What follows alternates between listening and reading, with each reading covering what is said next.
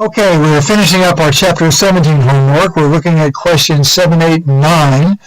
So the situation is that a year ago, an Indian investor bought 1,500 shares of Microsoft stock at $85 per share when the exchange rate was 63 UPs per $1 US dollar.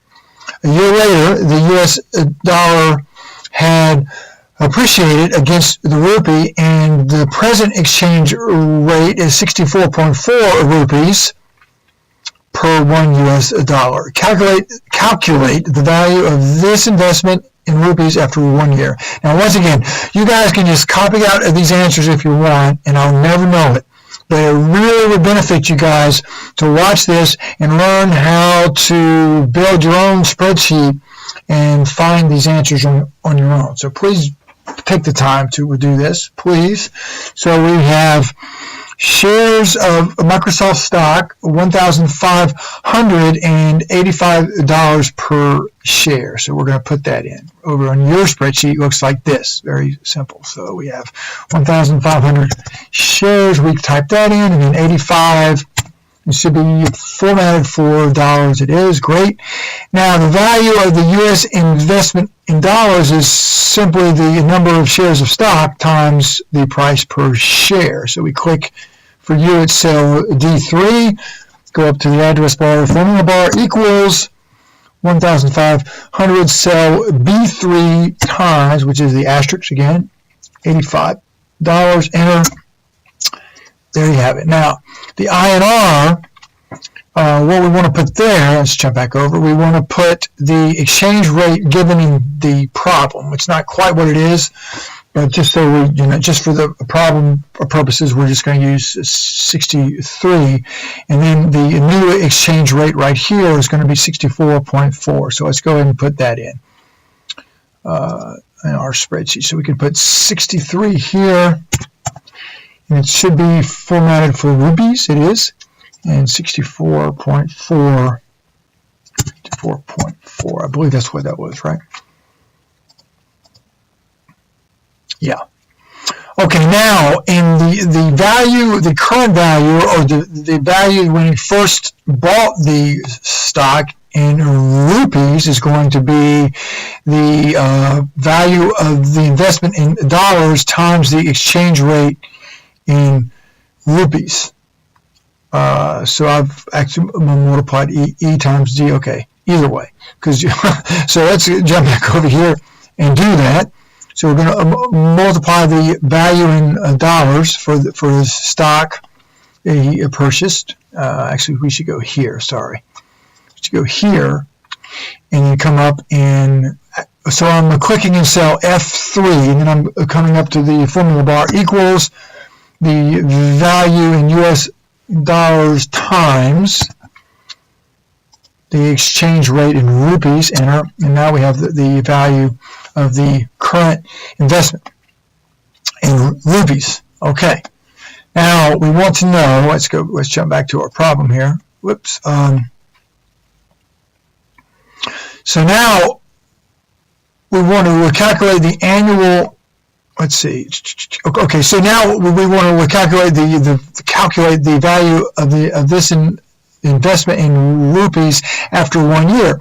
Well, after 1 year, the exchange rate's higher, so we're going to multiply again. We're going to multiply the dollar amount again, but this time we're going to multiply it by the new exchange rate of 64.4. Easy enough, right? So we're going to jump back over here. We're going to come here and look at the click on cell for you H3, which is the value of the investment in rupees after 1 year, and we're going to go up to our formula bar equals dollar amount in value in dollars, I should say, times the new exchange rate, the higher at 64.4. Enter. And we're going to see that after 1 year, the value has gone up in rupees to 8,211,000. Okay, now we want to know what the annual rate of return is when we compare these two. So what is if he is going to sell his stock or exchange in rupees. So actually, let's go back and just read it so it's easier. Okay, so the annual rate of return right here is going to be the percentage change. Okay, from where he was after a year compared to where he started over here. So if we look at a formula up here, percentage change is always where you end up minus where you started divided by where you started. Okay? Where you end up minus where you started, which is right here, F19 on mine, divided by where you started. So we're going to go to yours and see how to do it. So we're way up higher. So we're going to come here and we're going to go up here and go equals, parentheses, where we ended up, which for you is H3, minus where you started, which is F3, parentheses, divided by, and you use the backslash, where you started, which is here. Enter. So our annual rate of return is 2.22%, and that return is solely due to the rupee getting weaker against the dollar, right? Because a dollar now buys more rupees than it did when he first did it. Okay, so let's go back. So now let me just stress that if $1 buys 63 rupees, and then a year later $1 buys 64.4 rupees, that means that the U.S. dollar is getting stronger relative to the Indian rupee, and the vice versa. The Indian rupee is getting weaker relative to the U.S. dollar. Okay, let's go back to our question. So now we're assuming that at the end of this first year, the Indian investor sold his or her stock in rupees and exchanged dollars.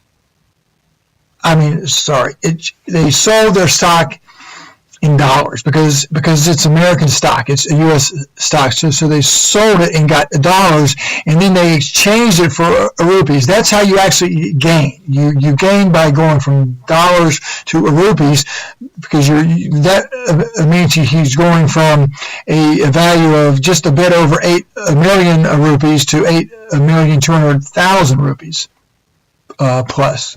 Okay, so that's what he did. However, what would be the real return on this investment if we had a 3.4% in inflation, which is an overall rise in prices of 3.4%, and India during that same year, which means the same amount of money would have less buying power if we are experiencing a price rise that we call inflation, that is commonly referred to as inflation, which is an overall rise in all a price level. So if we factor in this 3.4% in inflation, first of all, how do we do that? Well, it's simple.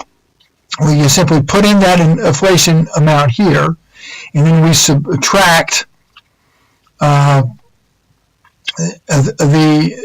inflation from the annual rate of return based on the change in the value of the currency.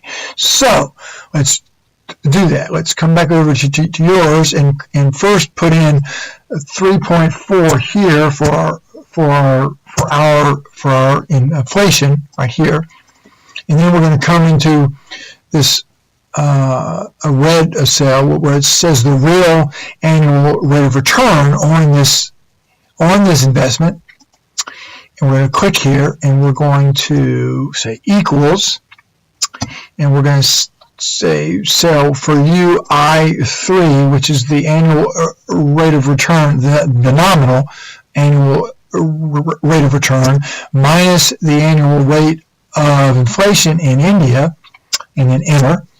And we're going to see that once we factor in inflation, we actually have a negative return. He actually lost money on this investment, because if he's going to convert, if he's going to try to use rupees and convert back into rupees, even though he gained, the nominal value of rupees went up, the buying power went down. So the way you can think about this is that a year later, 8,211,000 rupees buys 1.8% less.